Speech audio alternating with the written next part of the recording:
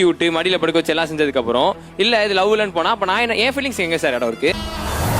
Office பிளேஸில் எனக்கு ஒரு ஃப்ரெண்ட் இருக்கான்ப்பா, நான் எப்போ கூப்பிட்டாலும் அவன் வருவான் அப்படிங்கிறவனா நான் ஃபோன் பண்ணுவேன். எனக்கு ஒன்று பிடிக்கும், எனக்கு உன் மேலே இன்ட்ரெஸ்ட் இருந்துச்சு, ஆனால் அது நான் லவ்வாக பார்க்கல அப்படின்ட்டாங்க. லவ் பண்றியா இல்லையா அப்படின்னா இல்ல ஜஸ்ட் ஃப்ரெண்டு. அப்ப லவ் யூ சொன்னது லவ் யூ ஆஸ் a ஃப்ரெண்டா சொன்னேன். கிஃப்ட்ஸ் எல்லாம் வந்து ஸ்டோரி போடுவாங்க சார். ஸ்டோரி போடுறப்ப நம்மள மென்ஷன் பண்ண மாட்டாங்க. நம்மள தவிர எல்லாத்தையும் மென்ஷன் பண்ணிருப்பாங்க. இது நம்ம லிஸ்ட்லயே இல்லையே. கொடுத்தது கிஃப்ட் நானு, என்ன மட்டும் டேக் பண்ணலன்னா அது லவ் தானே அப்படின்ற மாதிரி ஒரு எல்லாரும் டேக் பண்ற பொண்ணு நம்மள மட்டும் சொல்லலையேங்கறப்ப லவ் நினைச்சீங்க. ஐயோ பாவம், அவரே கன்ஃபியூஸ் ஆயிட்டார். அந்த பொண்ணு அதுக்கு எக்ஸ்பிளனேஷன் கொடுத்துருச்சு. அதை கேட்டதுக்கு இந்த மாதிரி ஒன்ன டேக் பண்ணா நீ தான் வாங்கி கொடுத்தன எல்லாருக்கும் தெரிஞ்சிடும், அப்புறம் லவ் பண்றோம்னு நினைச்சிருவாங்க. நமக்கு மட்டும் ஏன் இப்படி எல்லாம் நடக்கிறது? லவ் பண்றவங்க நினைச்சிருவாங்கிறதுக்காக தான் டேக்கே பண்ணல. அதனால தான் பண்ணல. லவ் பண்றதுனால தான் அந்த பொண்ணு டேக் பண்ணல நம்ம நினைச்சிட்டோம். பாத்தீங்களா, கவுளி கூட அடிக்குது. எனக்கு அப்ப ஒரு பொண்ணு கிட்ட கொஞ்சம் க்ளோஸ் ஆரம்பிச்சேன். ஃப்ரீ பீரியட்னா பக்கத்துல வந்து உட்காந்துருவா, பேச ஆரம்பிப்போம். ஹோம்ஒர்க் வந்து எனக்கு கொஞ்சம் அடிக்கடி எழுதி கொடுப்பா. ஓ இதெல்லாம் ஒருவேளை அவளுக்கு எனக்கு பிடிச்சிருக்கனால தான் இது நடக்குதோ அப்படின்னு நினைச்சிட்டு நான் போய் ஒரு நாள் சொல்ல வரைக்கும் போயிட்டேன். அப்ப வந்து அவ என்கிட்ட வந்து சொல்றா, எனக்கு என்ன தெரியும், உங்ககிட்ட ஒரு விஷயம் சொல்லணும் அப்படின்னு சொல்லிட்டு வந்துட்டா. சரி அவளே சொல்லிடுவா போல அப்படின்னு சொல்லிட்டு பார்த்தா எனக்கு அந்த பையனை பிடிச்சிருக்கு அப்படின்னு சொல்லிட்டு என்கிட்ட வந்து சொல்றா. அம்மா நீ ஊட்டி விட்டுருக்க, மடியில் படுக்க வச்சிருக்க, இந்த ட்ரெஸ் போடு அந்த ட்ரெஸ் போடுன்னு சொல்லியிருக்க. அவ என் போனை வாங்கி நீயே உன் கான்டாக்ட் நல்லா சேவ் பண்ணிருக்க. மூஞ்சி சார் மூஞ்சி, சில மூஞ்சிகளை பார்த்தாதான் போட்டுடன் போல தோணும். அப்ப இதெல்லாம் லவ் இல்லையா அப்படின்னு கேட்டா, கிஷோர் எனக்கு ஒன்று பிடிக்கும், எனக்கு உன் மேலே இன்ட்ரெஸ்ட் இருந்துச்சு, ஆனால் அது நான் லவ்வா பார்க்கல அப்படின்ட்டாங்க. அப்படியா சொன்ன? ஆமா, நம்ம நான் பிரேக்கப் ஆயிட்டு நான் உட்காந்து செம்மையா அழுதுட்டு இருக்கேன். அவன் மூஞ்ச பாரு, உன் மூஞ்ச பாரு, இவனுக்கெல்லாம உன்னை விட்டு போயிருக்கா அப்படிலாம் சொல்லிட்டு ரொம்ப கேர் காட்டினான். அதாவது வாய்க்கு வந்தபடி எல்லாம் பேசப்படாது, எதா இருந்தாலும் நியாயமா பேசணுமா இல்லையா? அதுக்கப்புறம் அவ பண்ற ஒரு விஷயங்களும் பார்க்க இது லவ் தானா ஜெஸ்ஸி, இது லவ் தானா, இது லவ் தானே ஜெஸ்ஸி நினைக்கிற அளவுக்கு என்னென்னலாம் பண்ணாங்க. அதை வேற ஞாபகப்படுத்திட்டீங்க. நெஞ்சமெல்லாம் பொண்ணா இருக்கு தம்பி. எனக்கு வந்து வாழ்க்கையில் எது நடந்தாலும் உன்கிட்ட தான் ஷேர் பண்ணணும்னு தோணுது, வேற யார்ட்டையும் ஷேர் பண்ண தோணல. உன்கிட்ட வந்து ரொம்ப கம்ஃபர்டபுளா இருக்கு, செக்யூரா இருக்கு உன்கிட்ட அப்படின்னு நான் சொல்லிட்டு சொல்லுவா. இதெல்லாம் நம்புற மாதிரி அங்க இருக்குது. அப்புறம் கடைசியில ஒரு நாள் எப்படியோ சரி இதை இப்படியே போனா வேற யாராச்சும் வந்து பந்தியில உட்காந்துட்டு போறாங்க அப்படின்னு சொல்லிட்டு நான் போய் சொல்லிட்டேன். தெரியாம தான் கேக்குறேன், இதெல்லாம் ஒரு பழப்பா. நான் லவ் பண்ணதே இல்லை இது வரைக்கும், அப்படி லவ் பண்ணாலும் உன்ன லவ் பண்ண மாட்டேன் அப்படின்னு ஒரு வார்த்தை சொல்லிட்டா. ஓ லவ் பண்ணவும் மாட்டேன், பண்ணாலும் ஒன்னும் பண்ண மாட்டேன். சாம்பார் ஆப்பு எனக்கு. ஆனா அதுக்கப்புறம் நம்ம விடுவோமா, திருப்பி பேசி அவளை ஓகே பண்ணி பேசிட்டா இருக்கீங்க.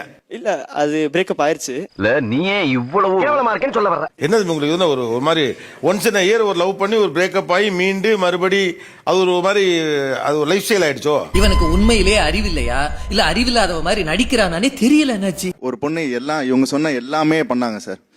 ஒரு கட்டத்தில் அவங்களே என்கிட்ட கேட்க ஆரம்பிச்சிட்டாங்க, உனக்கு எதை தோணுது நினைக்கிறேன் நீயே சொல்லு அப்படின்னு சொல்லி கேட்க ஆரம்பிச்சிட்டாங்க. நானும் சொல்லிட்டேன்.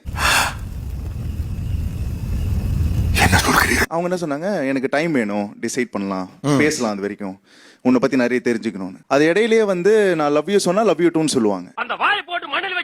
பெரிய பிரச்சனையாகி சரி என்ன லவ் பண்றியா இல்லையா அப்படின்னா இல்ல ஜஸ்ட் ஃப்ரெண்டு. அப்ப லவ் யூ சொன்னது லவ் யூ ஆஸ் a ஃப்ரெண்டா சொன்னேன் அப்படின்னு. என்ன ஜோக் காட்டுறீங்களா? என்ன ரங்கா ஜோக் காட்டுறீங்களா?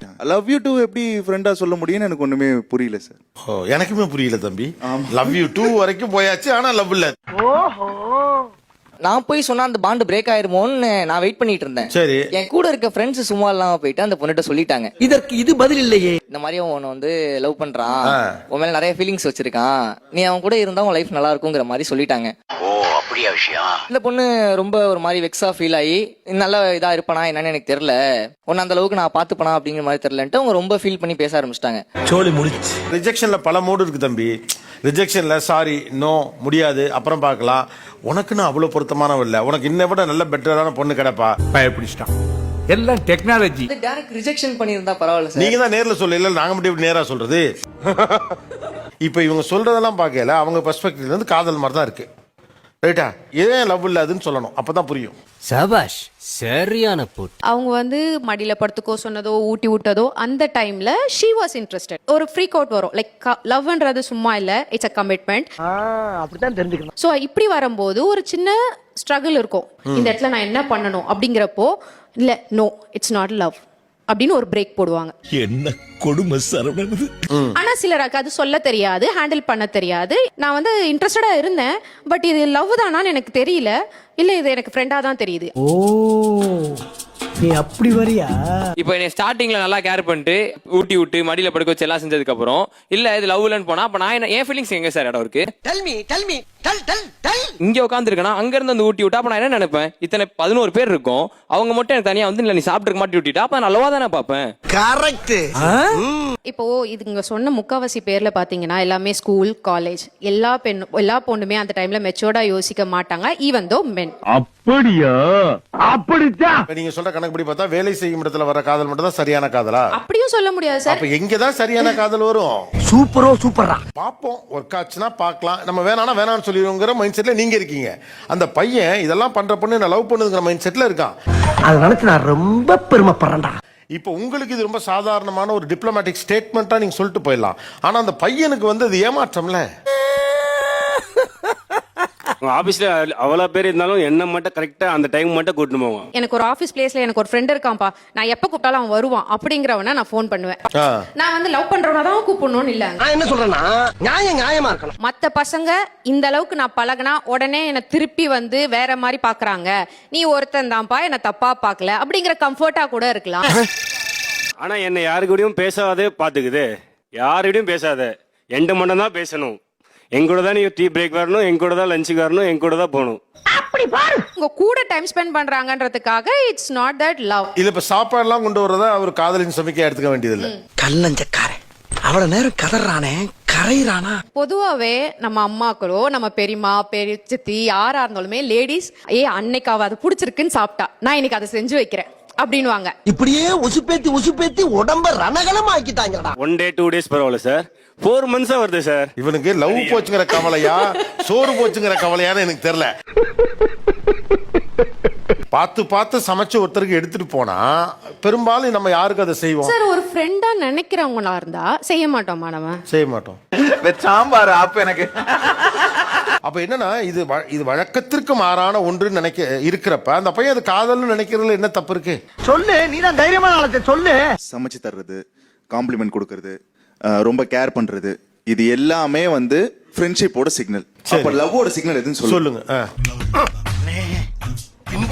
டைம் கேட்டாங்க, அந்த டைம் போயிட்டு இருக்கப்பயே நான் லவ் யூ சொன்னா லவ் யூ டூன்னு சொல்லுவாங்க. ஆக்சுவலி அவங்களுக்கு கொடுத்தது அது லவ் சிக்னல் தான். சரி, அதுக்கப்புறம் இவர் ஸ்ட்ரெயிட்டா டைரக்டா நான் வந்து உன்னை லவ் பண்றேன்னு அவங்க சொல்லும் போது ஷி அகைன் ரீதிங்க் பண்ணிருக்காங்க. என்ன பண்றது, உங்க கூட லாங் டேர்மா இருக்கலாமா அப்படின்ற மாதிரி அந்த திங்கிங் ப்ராசஸ்ல அவங்க யோசிச்ச போது she didn't want to commit to you. Oh அப்படி ஒரு வியாதி அவனுக்கு. ஃபுல் அண்ட் ஃபுல் உங்க சேஃப்டியை பார்த்தா இப்படி ஒரு ரிலேஷன்ஷிப்ல அவனும் ஒருத்தர் கால நீங்க கேடு கிட்ட போன விட்டு போக முடியாதுல. இவங்களுக்கு மத்தியில மாட்டிக்கிட்டு முழிப்புதுக்குறாங்க ஐயா. நோ வலிமையானது தானே. அப்போ ஒரு பெண்ணோட ஐ லவ் யூங்கிற வார்த்தை வலிமை இல்லாததா? நான் ஐ லவ் யூன்னு சொன்னேன், ஐ லவ் யூ டூ சொன்னீங்க, அப்ப நீங்க என்ன காதலிச்சீங்க தானே? எங்க மக்கள் பாவம் சார். லவ் யூன்ற வார்த்தை ஒன்னு புடிச்சுக்கிட்டாங்க சார். லவ் யூன்னு சொல்றதுனால மட்டும்தான் லவ்னு நம்ம சொல்லவே முடியாது இல்ல சார். யாரா இவனுங்க, எங்கிருந்தா வந்துக்கிறானுங்க? இப்ப லவ் யூ வந்து இப்ப காமனா யூஸ் பண்ற வார்த்தை தானே? அது காமன் ஜோன்ல வந்துடுச்சு சார். இப்போ அந்த டேர்ம் லவ்ன்ற அதோட நம்ம கனெக்ட் பண்ணி ஷோரா லவ் யூ சொன்னா நம்ம எடுத்துக்கவே முடியாது சார். எனக்கு வர்ற ஆத்திரத்துக்கு அவனை கொலை பண்ண போ. இது ஒரு மாதிரி குழப்பமா இருக்கு. நான் ஒரு கேள்விதான் சார், கடைசியா நான் ஃப்ரெண்டா நான் லவ்வர் என்ன லவ் பண்ணாங்களா இல்லையா? கன்றாவிய எப்படி இந்த மனுஷன் எப்படி ஆயிட்டாரு பாத்தியா? அந்த பொண்ணு உங்களை லவ் பண்ணிருக்கு, அதுக்கப்புறம் அது யோசிச்சு பாக்குறப்ப செட் ஆகல, உங்களை ஹர்ட் பண்ணாம எப்படி அதுல இருந்து விலகுறதுன்னு தெரியாம நான் உன ஃப்ரெண்டா தான் நினைச்சேன். அவ்வளவு. அதேதான்